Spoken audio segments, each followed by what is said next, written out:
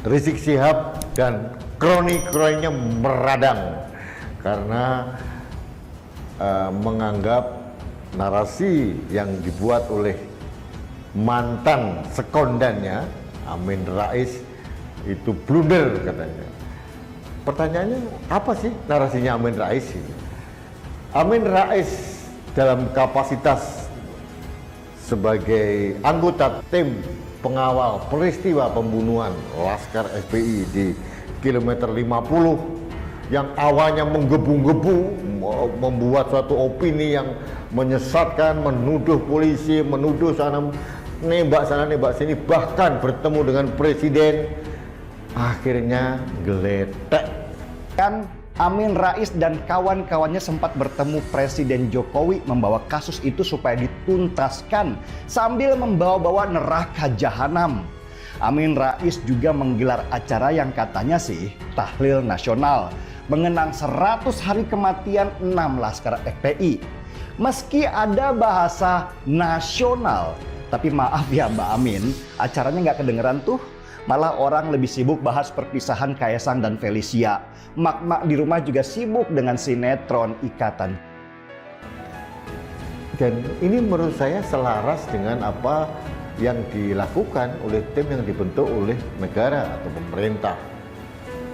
Bahkan Komnas HAM pun senada seperti itu. Nah, ujaran Amin Rais ini dianggap blunder dan menyudutkan dari narasi yang dibangun oleh Rizik Syihab dan kelompoknya. Bahkan pengacaranya marah-marah seolah-olah Amin Rais sudah berubah. Teman berantem, antar teman berantem, saya lucu aja, saya geli aja ini. Orang tua-tua berantem, geli aja. Amin Rais. Mari kita coba lihat alasannya. Pertama, mereka punya kepentingan besar untuk menunjukkan kepada publik bahwa memang anggota polisi sudah melakukan pembunuhan kepada anggota FPI itu. Dan narasi ini terus-menerus mereka bangun supaya publik terpengaruh dan percaya kalau kejadian di jalan tol itu adalah benar pembunuhan, bukan karena bentrokan bersenjata.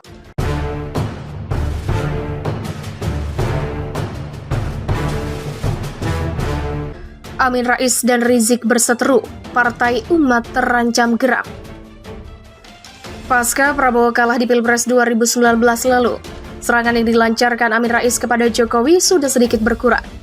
Ia sekarang malah sibuk mengurus partainya yang baru, yakni Partai Umat, yang mana partai itu akan menjadi kendaraannya untuk bertarung di Pilpres 2024 mendatang. Kala duduk saat ia masih menjadi pendukung Prabowo, kritik Amin kepada Jokowi sudah bukan merupakan biasa lagi, tapi sudah mengarah ke kritikan kebencian. Ia pernah mengatakan mantan wali kota Solo itu bebek lumpuh. Kemudian Jokowi juga pernah dikatakan seperti Joseph Estrada, mantan presiden Filipina yang gagal, yang terpilih jadi presiden karena kepopulerannya. Padahal dilihat dari rekam jejaknya, Jokowi tentu tidak seperti aktor akrab dipanggil era itu. Sebelumnya ia sudah teruji jadi wali kota dan gubernur. Dan Jokowi juga terkenal bukan karena sinetron atau film utama, tapi karena kebijakannya. Seperti berhasil mengubah kota Solo menjadi kota pariwisata, budaya dan batik, serta berhasil merelokasi PKL tanpa kekerasan. Juga program Kartu Indonesia Sehat, Kartu Indonesia Pintar, dan Kartu Keluarga Sejahtera yang saat ini begitu populer di masyarakat. Itu merupakan program Jokowi saat masih menjadi gubernur DKI dulu. Artinya, ia sudah teruji dalam memimpin dan menjalankan roda pemerintahan. Tentu masih banyak lagi yang saya lakukan secara tidak langsung membantah pernyataan Amin Rais tersebut. Termasuk serangan Wan Amin yang paling ngeri-ngeri sedap. Pernah berkata parpol pengusung Jokowi adalah parpol setan. Padahal di sana ada parpol Islam, seperti PKB, P3, dan PBB. Begitupun PAN pernah mendukung Jokowi, meskipun hanya sementara. Pertanyaannya, apakah PAN juga partai set? Kalau juga partai setan, berarti Amin Rais adalah mbahnya setan dong. Karena dia yang mendukung pesta itu. Nah, kalau sekarang Amin lagi sibuk dengan partai umatnya, seperti apa perkembangan partai itu? Menurut hemat penulis sih biasa-biasa aja, bahkan bisa dibilang stagnan. Karena di tempat penulis sendiri, partai ini lagi nyari ketua DPD kabupaten, dan sampai sekarang belum ketemu. Artinya apa? peminatnya tidak ada. Jadi ketua DPD saja orang nggak mau, gimana mau banyak pemilih? Sebenarnya partai ini mau mengais ceruk suara kelompok 212 yang konon mengatakan 7 juta jiwa tersebut. Seperti yang disampaikan oleh loyalis Amin Rais, Agung Muzin, bahwa logo Partai Umat senapas dengan semangat perjuangan Rizik. Bahkan peluncuran logo pun dilakukan bersamaan dengan kepulangan Rizik tanah air. Maka oleh sebab itu Partai Umat menyambut kedatangan Rizik dengan penuh kegembiraan dan rasa syukur yang diwujudkan dengan peluncuran simbol partai yang sinkron dan senapas dengan perjuangan HRS, yaitu melawan kezaliman dan keadilan.